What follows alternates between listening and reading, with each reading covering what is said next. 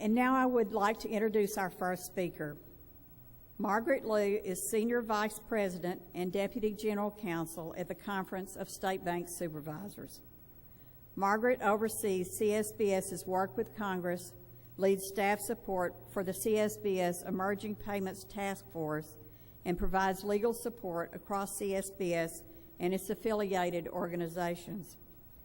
Prior to joining CSBS in 2009, Margaret worked as a consultant on financial services policy issues and at Fannie Mae, where she held several positions, including Vice President in the single-family mortgage businesses and Vice President for Industry Relations. Margaret received her JD from the University of Chicago and her undergraduate degree from Harvard College. Please welcome Margaret Liu.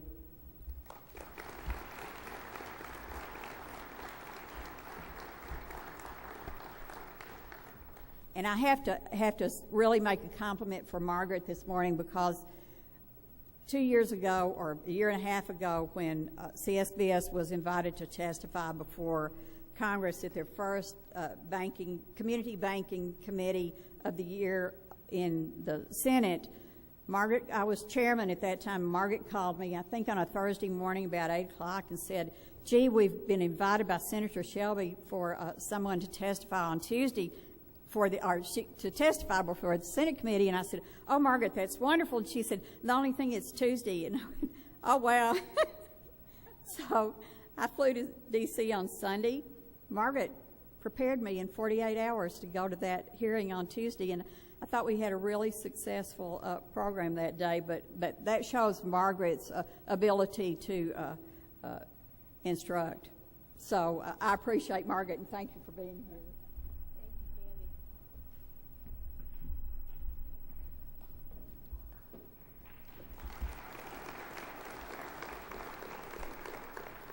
Thanks, everybody, and thank you so much, Commissioner Franks. Having been at CSBS for a while, I think all of you all know Commissioner Franks is our immediate past chair, and to have attained that position, that means that she has devoted years of energy and effort to CSBS as an organization. And Commissioner Franks, we really appreciate all your leadership, all your support for us as staff, but also for all of your peers in all the 50 states. I've been debating whether I'm going to tell Commissioner Cooper that you gave your statistic about more $10 billion banks than Texas. Commissioner Cooper is our Texas commissioner, and he'll be the next chair. But anyway, thank you. I really appreciate being here. As I was preparing to come here late last week, I realized I found out that Def Leppard played last night, and so I thought I would start this morning with a dramatic reading of some lines from Def Leppard songs. But surprisingly, there are very few quotes that are appropriate to banking, and even fewer that are appropriate for 9:30 in the morning on a Thursday. However, I did find a few. From the song "Promises," there's a few lines that sort of describe what you wish Congress would tell you as stakeholders and as bankers. "I won't make promises that I can't keep. Oh, baby, believe me now. I won't make promises that I don't mean. Oh, why won't you believe me now?" From the Def Leppard song, "Foolin'." This line probably describes how community banks sometimes feel about Washington, D.C. and the whole policy and political structure. "Is anybody out there? Anybody there? Does anybody wonder? Anybody care?" And of course, probably there's a Def Leppard song title that kind of best describes, unfortunately, what is going on in Washington and in the national political scene. "You're bringing on the heartbreak." So somehow I couldn't find any appropriate lyrics from their hit song, "Pour Some Sugar on Me," that seemed to work for our topic today. But anyway, so back to the topic for my discussion today, and I'm going to see if I'm able to work awesome. So what I'm going to do today is to talk about kind of what we see going on or not going on in Washington and in Congress, and some things for you all to be watching for the balance of this year, and probably as importantly beyond this year in terms of how Congress deals with banking and financial services. And I'll talk about some specific things that CSBS has been working on and some of our areas of focus. Now, I know that you all get a lot of good information from your state and national associations, so I'm going to try to not repeat a lot of that, but always happy to answer questions. Feel free to raise your hand and interrupt me. This slide just has some of the basic numbers about the balance of power in Washington, and what you see is that we have divided government with the Democrats controlling the White House and the Republicans controlling the House and Senate. And in particular, the Republicans have a stronghold in the House. The Republican lead in the Senate has been more tenuous. It was a flip from 2014, and later on I'll talk a little bit about what might or might not happen with the elections later this year. Now, looking ahead to the balance of power, I think everyone pretty much expects the Republicans to maintain control in the House of Representatives. There is some talk about some scenario with Donald Trump at the top of the GOP ticket that the House could actually flip to Democratic control. I think that really all the stars would have to be in a certain alignment for that to happen. So we're kind of expecting the Republicans to still be in control in the House, excuse me, in the coming year. Now, in the Senate, it's too close to call. The Republicans go into the 2016 elections with pretty much the same math and political dynamics that the Democrats did going into 2014.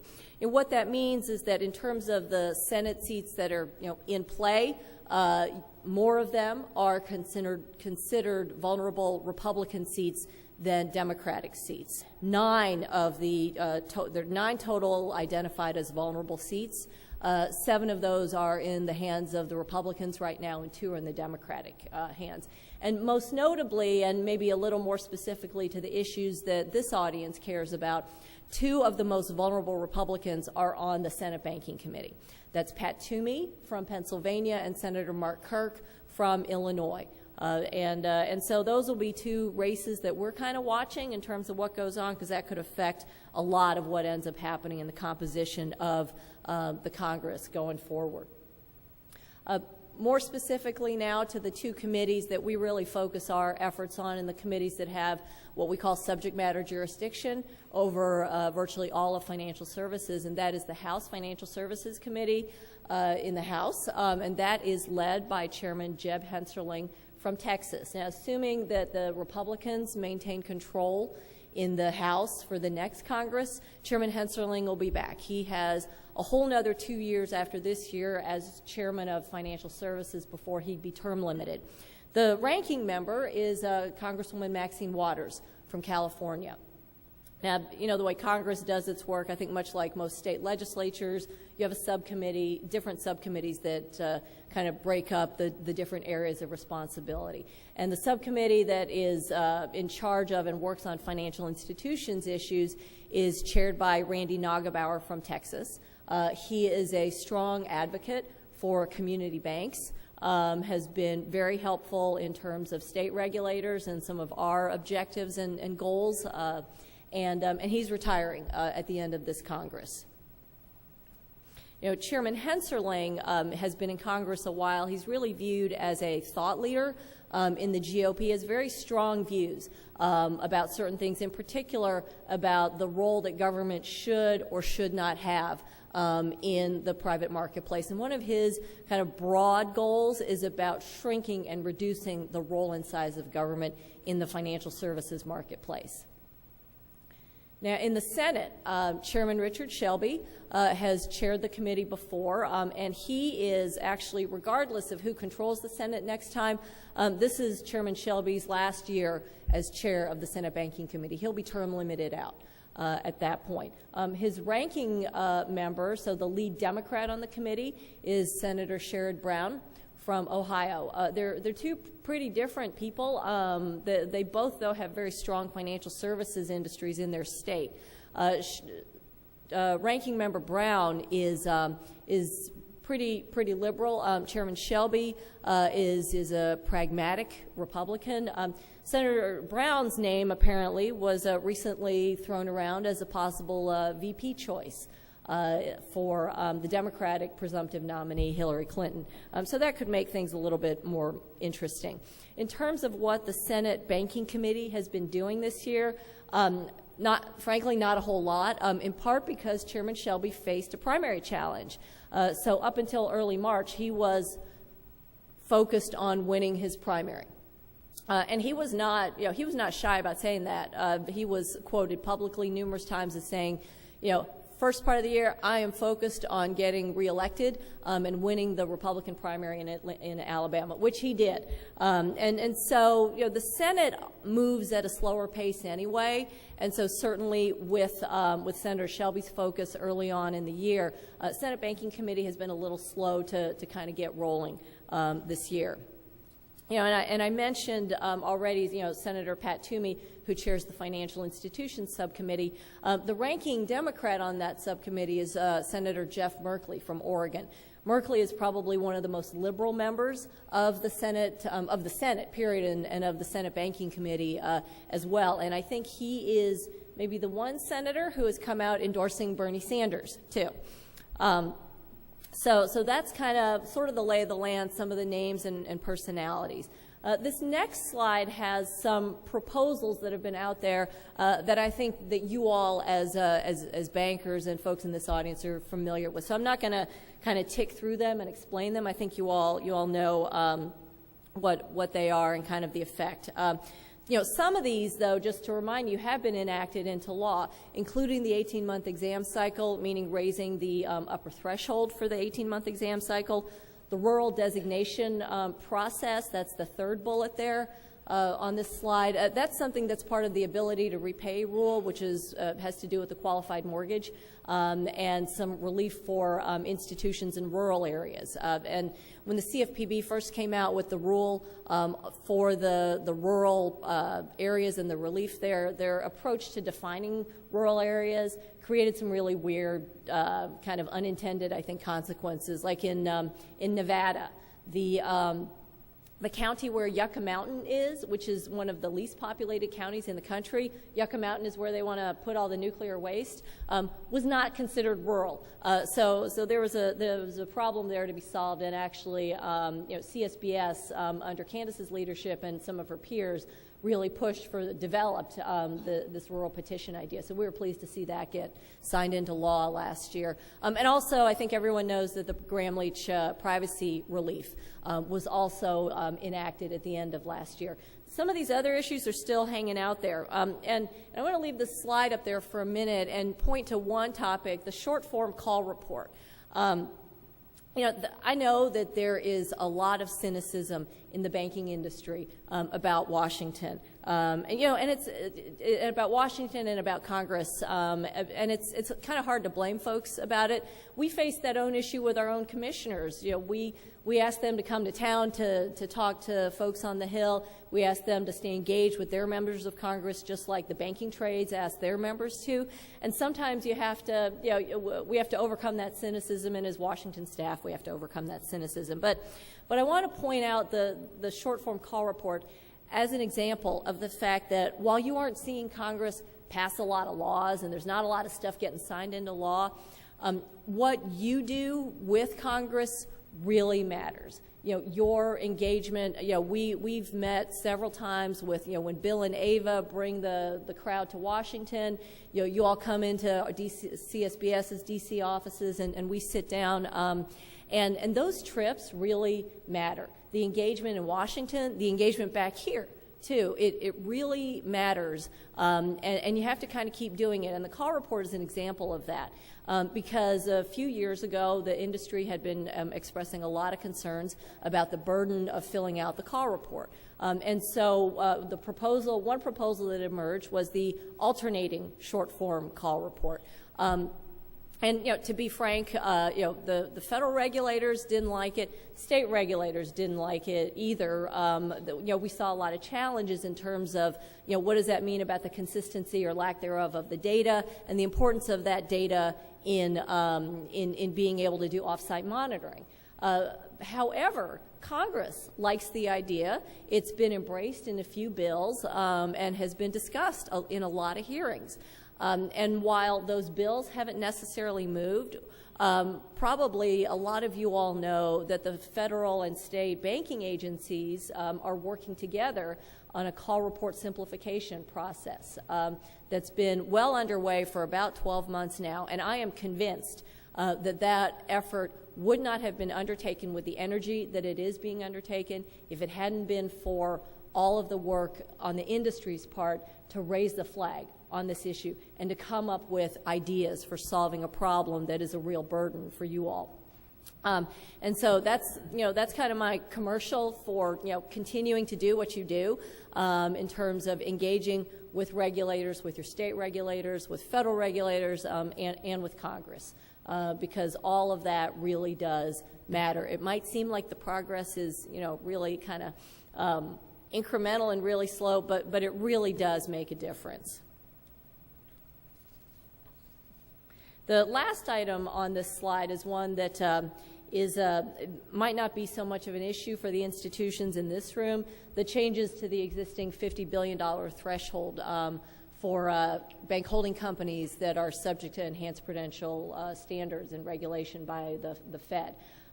However, I have that up here because if Congress is going to do anything this year, there is a feeling that something needs to be done about this threshold. I think that a lot of the community banking provisions that Congress is interested in doing have less controversy. This one is more controversial, but there are a lot of mid-sized and regional banks that are feeling their own set of pain and are putting a lot of pressure on Washington to do something about that threshold. Arguing about a number is tough, and I'll talk more about that in a little bit. But this is one that's out there. It was the topic of a lot of efforts at compromise last fall. Unfortunately, those didn't come to much. There's some on the Hill who still hope that effort will be reinvigorated.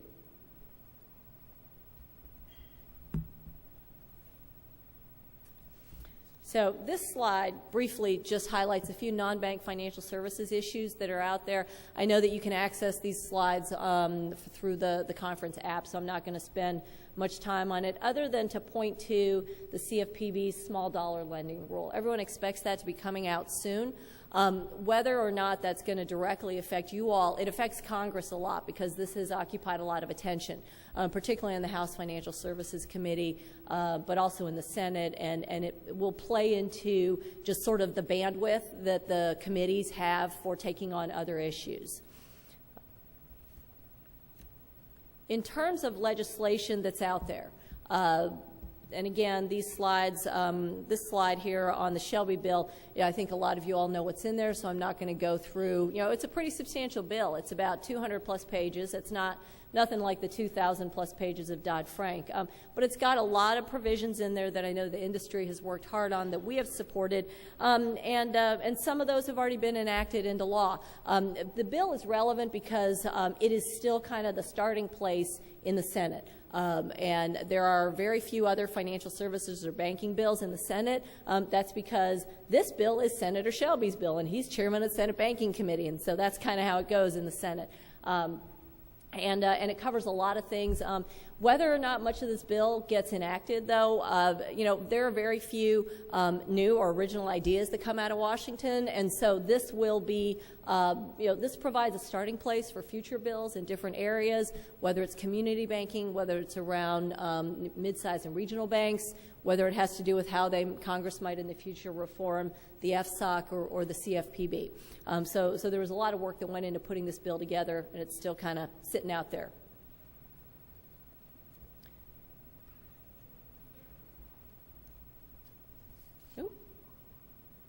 There we go.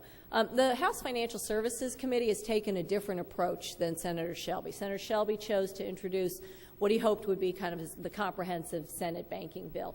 The House Financial Services Committee has been, during this Congress, meaning last year and this year to date, really been working on specific bills. Sometimes they'll bundle them together, but it's been a more kind of piecemeal, incremental approach. And that committee has actually reported out a lot of measures and spent a lot of time on hearings, more last year than this year, on some of these specific issues.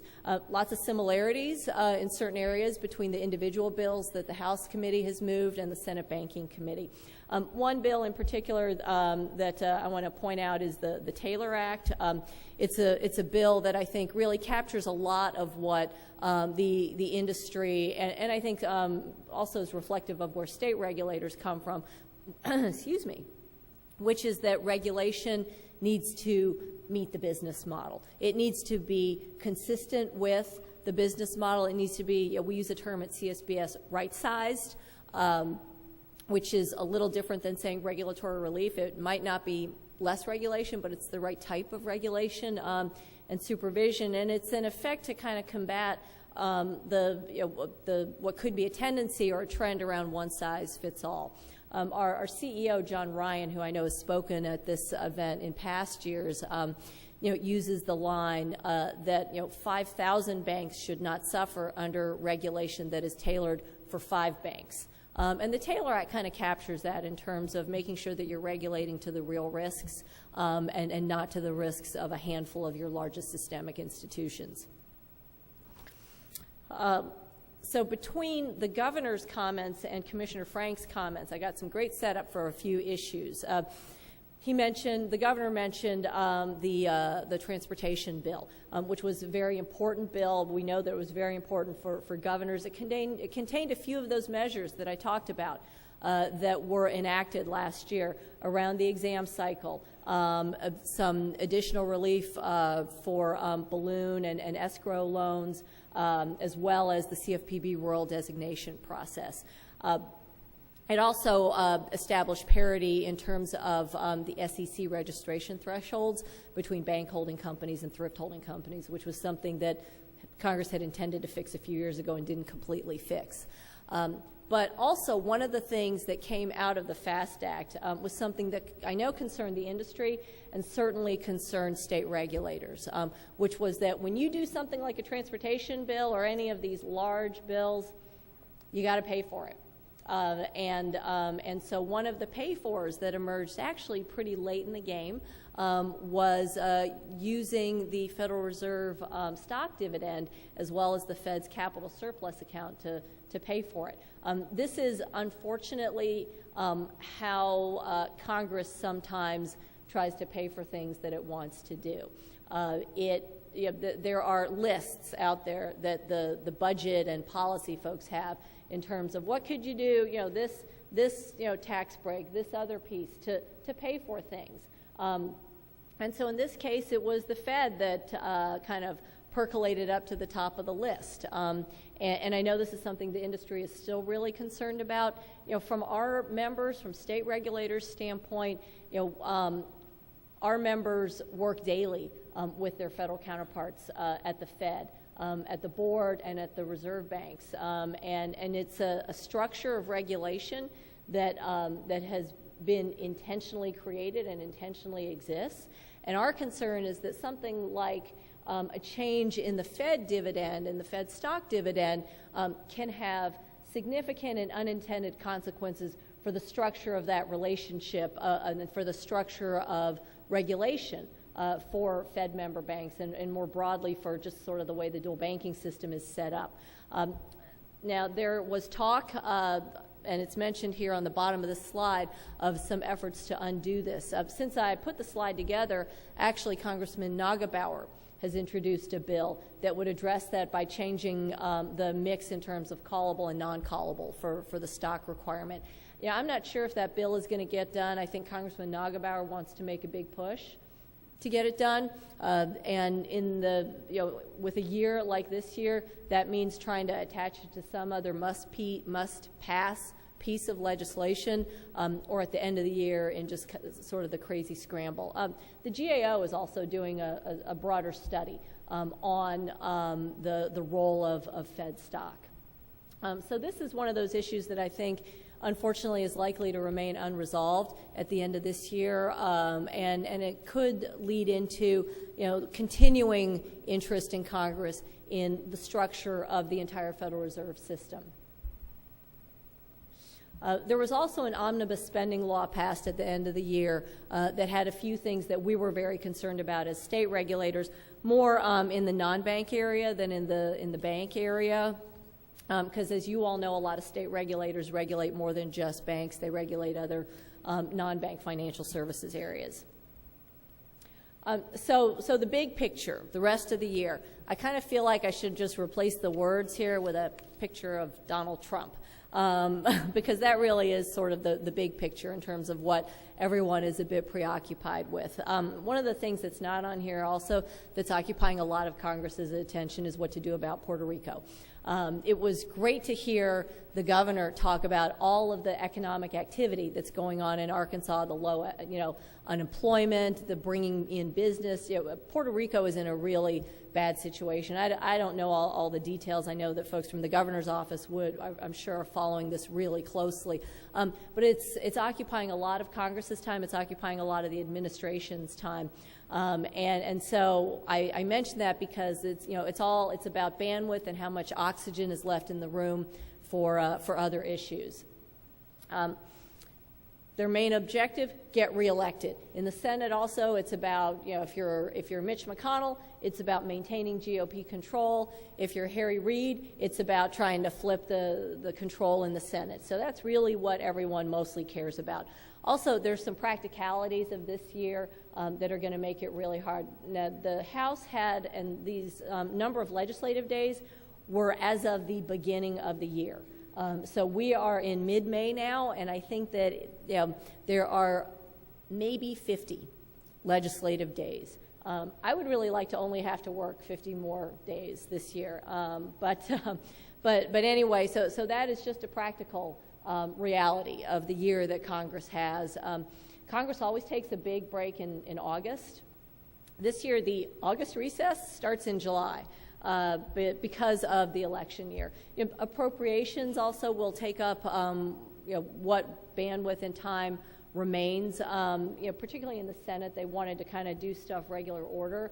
I don't know if that's going to happen. I think we're going to end up seeing a lot get kind of jammed together in September, with very few days in D.C. in September by the year. This last one, the House leadership priority is to outline a Republican Party kind of policy vision. When Speaker Ryan took over, this was one of his main initiatives because he really is focused on developing a GOP agenda that the members of the Republican caucus in the House can use to talk about sort of what they stand for. Because I think Ryan really wants to try to shift the dialogue. He, of course, needs to lead his own party, but I think part of that is repositioning the way the GOP is perceived in Congress, but also to kind of outline what they stand for. Chairman Hensterling is leading the financial services piece of this, and I'll talk about that more in a second. So I mentioned already that in the Senate, in terms of the rest of the year, the future for Senator Shelby's bill is kind of unclear. It's also his last, this is his last gig as chairman. And as I noted before, really progress in the Senate on community banking issues hinges on getting something done for the midsize and regional banks. Also on the Senate Banking Committee's plate are nominations, and not clear if those are going to get done either. Those are always hard to do in an election year, and the closer November gets, the harder that gets. The nominations, though, are relevant because there are two vacancies on the Fed. Two people have been nominated, unclear whether those nominations are going to happen. The Fed has a working quorum right now, but they're almost to the point where if there were another member to retire or step down, it would inhibit their ability to actually get things done. In the House, early on this year and late last year, the House Financial Services Committee Chairman Henserling really had a big focus on terrorism finance. This was in the aftermath of the San Bernardino shootings and the Paris attacks and the role of financing and financial services in enabling those horrible events. There's a terrorism task force that's been put together by members of the House Financial Services Committee. They've done hearings, but I'm seeing some of the energy behind that kind of fading away. And so I think that it's unclear whether Chairman Henserling really is going to come out with something. Originally he said, we will have a proposal out there to combat terrorism financing. I think that's taken a bit of a back seat now in terms of sort of his bigger priority, which is the second bullet, which is Chairman Henserling's work to develop the next legislative solution to Dodd-Frank. Sort of what does a post-Dodd-Frank future like? The shorthand that is being used in Washington is the repeal and replace of Dodd-Frank. And so that will have a lot of different pieces that are being worked on. It'll include proposals that we've already heard about regarding restructuring the CFPB, FSOC reform, and I think it was earlier this year at the ABA National Convention that Chairman Henserling gave a very brief summary of what they see and what they want to put together in terms of regulatory relief for the banking industry. And note that I'm saying banking industry, not community banks, very purposefully, because Chairman Henserling has a view that if you're going to provide regulatory relief, you shouldn't draw lines based on assets or different size or types of institutions. If it's good for a community bank, it should be good for a mega bank. That's something that's not a shared view necessarily, certainly across the aisle, or necessarily across the GOP.